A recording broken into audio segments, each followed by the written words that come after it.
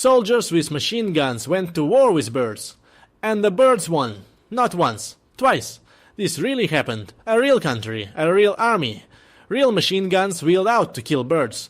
And the birds beat them again and again until the soldiers packed up and went home. A country went to war with birds and the birds won. How do you lose a war to birds? How does a truck lose a race to one? How does the man in charge end up saluting the enemy? By the end you'll know. The army never really figured it out. It's 1932, Western Australia. Out on the wheat farms times are hard.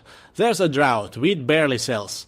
And a lot of the farmers are old soldiers, men who fought in the last war and got handed a patch of dry land to start over on. Then the birds come.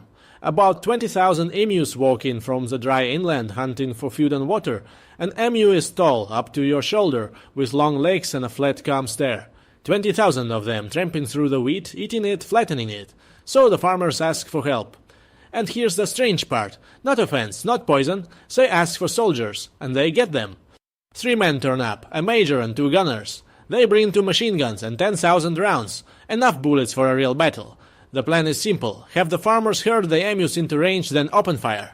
On paper, it's not even a fight. 10,000 bullets against birds. The emus wander into range, the gun opens up. And it jams. A dozen birds down and the gun quits. The rest don't wait around. They scatter, every bird bolting a different way, and they're gone. Day 1 and the army has already been beaten by birds. So they try something bigger. They bolt a machine gun onto the back of a truck and give chase. Here's the thing about an emu.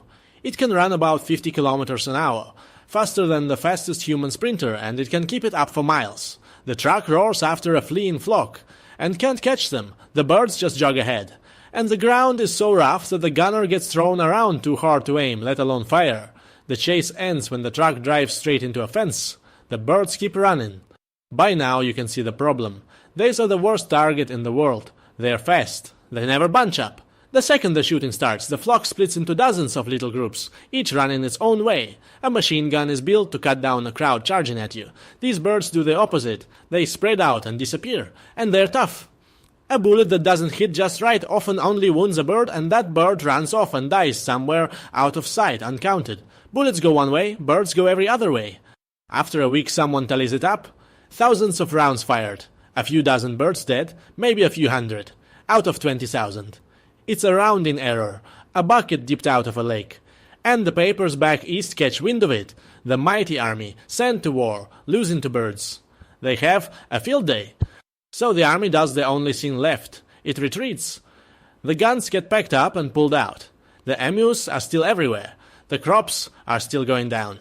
A government sent soldiers to war, and they lost the first round to birds that can't even fly. You'd think that would be the end of it. It wasn't. The farmers beg, the soldiers come back, and round 2 goes about as well as round 1. A couple of decent days, then a slow grind. 100 birds a week, if that. By the time it's over, the major does his sums.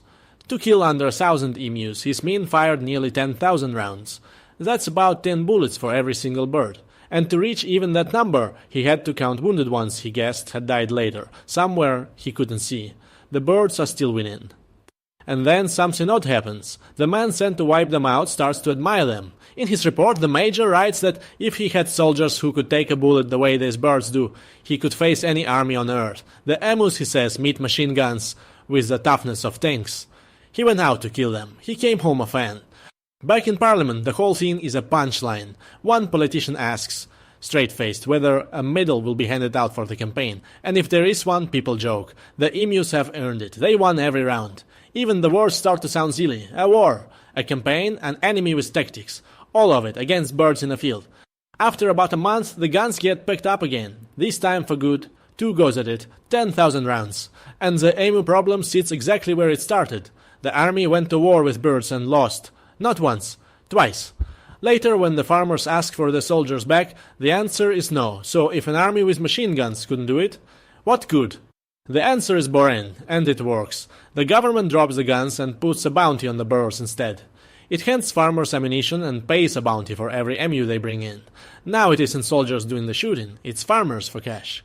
In one 6-month stretch a couple of years later, they claim around 50,000 bounties. Dozens of times what the whole war managed. And the real fix in the end isn't the bounty either. It's a fence. Long tall wire fences that just keep the birds out. No war, no machine guns, a fence. So, a country brought soldiers and machine guns to kill some birds, and the birds won. Twice, it really happened, exactly like that. And now you know how. Next mystery. People paid to drink radioactive water. Doctors recommended it.